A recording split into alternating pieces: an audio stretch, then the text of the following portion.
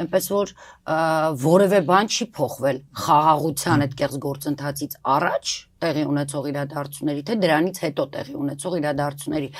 Այսինքն մենք պետք է մեր համար հստակ արձանագրենք, որ պատերազմը սկսվել է 2020 թվականի սեպտեմբերի 27-ին եւ ավարտված չէ այդ պատերազմը։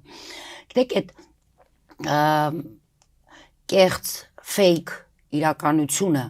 հա, որը ներկայացնում են այս իշխանությունները, դա որևէ աղերս չունի իրական իրականության հետ եւ այն իրականության, որը մենք ապրում ենք։ Գիտեք, ես ընդհանրապես խորհուրդ եմ տալիս, եթե իհարկե այս իշխանությունները կամ իրենց հարող այդ արբանյակները տեղյակ չեն, ուղղակի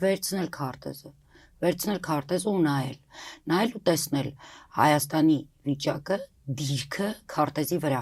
եւ նրա շուրջ տեղի ունեցող գործընթացները։ Եվ գիտեք, այդ ֆոնի վրա հնարավոր չէ հանգիստ, ազատ, այսպես շրջայցեր, դասական ինչ-որ քաղաքական